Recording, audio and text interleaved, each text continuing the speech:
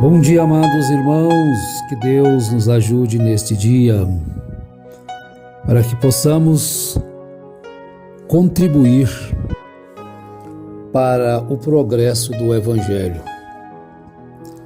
Que Deus nos conceda este privilégio maravilhoso, não importa o que venha acontecer,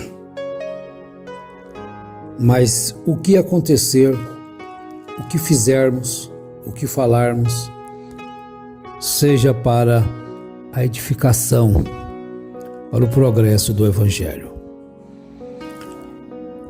E sabemos que todas as coisas contribuem juntamente para o bem daqueles que amam a Deus, daqueles que são chamados por seu decreto.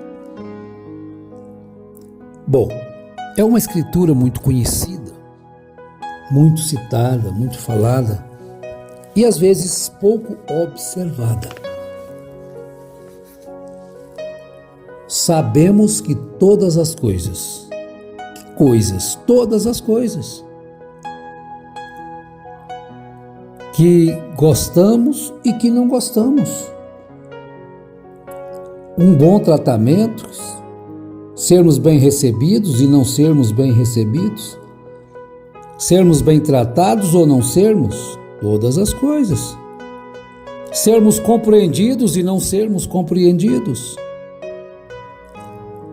A Escritura, ela engloba, fecha tudo neste todas as coisas.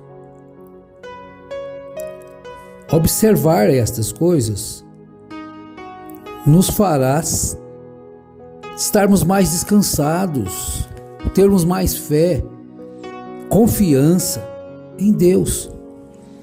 O que às vezes acontece é que nós não confiamos no que a Bíblia diz. É que nós não temos uma fé perfeita nas Escrituras. Então, às vezes acontecem coisas e nós nos esquecemos que aquilo é para o nosso bem. E ficamos nervosos, e falamos o que não deveríamos falar, e reclamamos, e lamentamos, e até vociferar, né? Ficamos bravos, a tal ponto de que depois nos envergonhamos das atitudes. E graças a Deus, bem-aventurados são os que se envergonham das suas atitudes más. Mas observemos isto um pouquinho, meus irmãos. Tudo tem um propósito de Deus. Agora, nós não vamos também nos tornarmos relaxados, deixarmos de fazer aquilo que é nosso dever, nossa obrigação, porque se alguém vier reclamar, se alguém vier falar alguma coisa que não fizemos o que tinha que fazer, não, isso é para o bem também. Não é bem assim. O crente calcula o presente, o dia, o momento que está vivendo, à luz de sua certeza quanto ao futuro. Você compreendeu? Então, o que acontece hoje comigo, com você, o que aconteceu conosco, o que devemos fazer? Calcular o que está acontecendo no presente à luz do futuro. Foi assim que Paulo fez. Estava passando dificuldades, ele olhava a promessa, o cumprimento futuro. Foi assim que Abraão fez. Então não olhou somente aquele momento que estava passando. Então o crente, ele calcula o presente à luz de sua certeza quanto ao futuro. Aí mostra que nós realmente confiamos em Deus. Às vezes a gente dá algum exemplo, por exemplo, uma moça. A gente fala a moça porque normalmente são mais as moças, né, do que os rapazes, quase todas locais de reuniões de culto. Às vezes ela deixa de confiar na palavra de Deus com medo de ficar sozinha e faz aquilo que a palavra de Deus diz para ela não fazer. Às vezes. E assim também, irmãos, estão passando por momentos de dificuldade e faz coisas que não deveriam fazer. Então sabemos que todas as coisas contribuem para o bem. Será que nós realmente podemos confiar que Deus pode confiar em nós? Demonstrar que nós amamos realmente a Deus? E vejamos uma coisinha aqui, o que Paulo diz das coisas que estavam acontecendo com ele. Filipenses capítulo 1, a partir do verso 12. Quero ainda, irmãos, certificar-vos de que as coisas que me aconteceram, que coisas serão estas? As coisas que me aconteceram têm antes contribuído para o progresso do Evangelho. Mas que coisas eram estas, Paulo? Serão coisas boas? Todas as coisas contribuem para o bem. Então tudo é bom.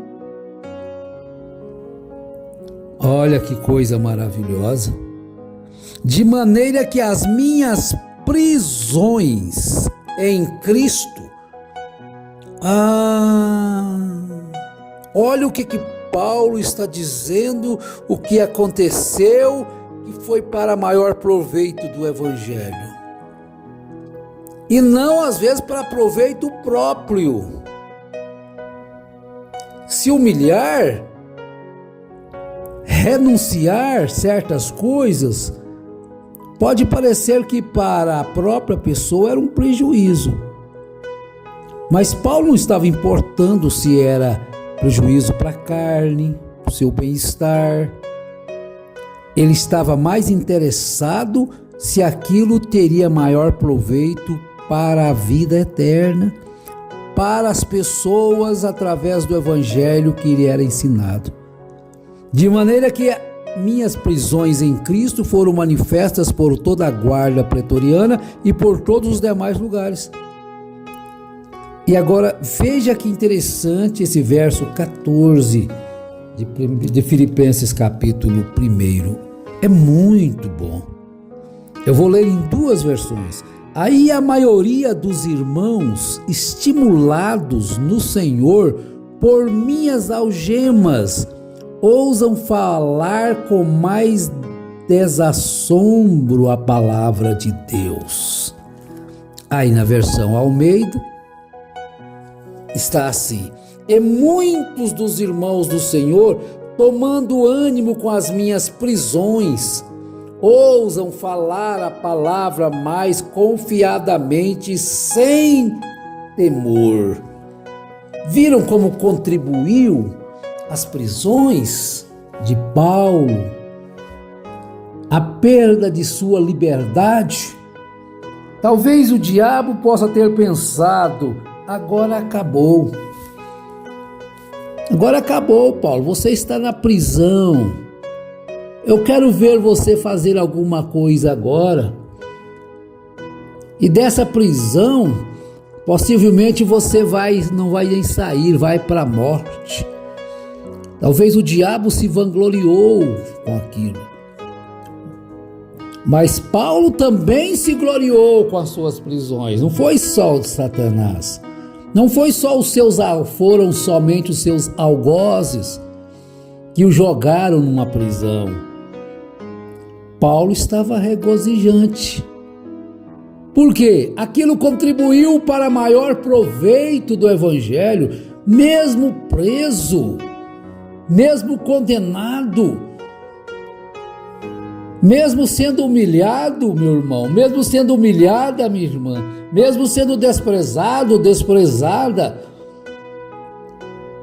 tudo contribui para o bem. Confiemos em Cristo, confiemos em sua palavra. Então vale a pena repetir esse verso 14. E muitos dos irmãos no Senhor, tomando ânimo com as minhas prisões, ousam falar a palavra mais confiadamente, sem temor. Então agora era Paulo, agora eram quantos? E muitos dos irmãos no Senhor fecharam a boca, um pregador, e de repente surgiu muitos pregadores. Agora, a verdade é que também alguns pregam a Cristo por inveja e porfia, mas outros de boa mente. Uns por amor, sabendo que fui posto para a defesa do Evangelho, mas outros, na verdade, anunciam a Cristo por contenção, não puramente, julgando acrescentar aflição às minhas prisões. Mas que importa? Que importa isso? Contanto que Cristo seja anunciado. De toda maneira, Cristo está sendo anunciado. De maneira com fingimento ou em verdade. Então nisto me regozijo e me regozijarei ainda. Uma vez que Cristo de qualquer modo está sendo pregado, quer por pretexto, quer por verdade, também com isso me regozijo. De qualquer forma, isso está contribuindo. A minha prisão está contribuindo para o progresso do Evangelho. Não é isto algo maravilhoso? Não é isto glorioso? Oxalá tudo o que acontecer conosco, o desprezo, o abandono, o virar do rosto,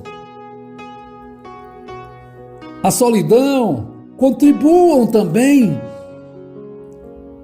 para o crescimento do Evangelho. Contribua para a salvação de alguém. Agora veja a sequência. Porque estou certo de que isto mesmo, pela vossa súplica e pela provisão do Espírito de Jesus Cristo, me redundará em libertação, segundo a minha ardente expectativa e esperança de que em nada serei envergonhado, antes com toda a ousadia, como sempre, também agora será Cristo engrandecido no meu corpo. Como, Paulo? Cristo será engrandecido no meu corpo. Não é só no meu espírito, não. Será engrandecido no meu corpo, quer pela vida, quer pela morte. Se eu viver, será engrandecido pela minha vida. Agora, se eu morrer, será engrandecido pela minha morte. Porquanto para mim o viver é Cristo e o morrer é lucro.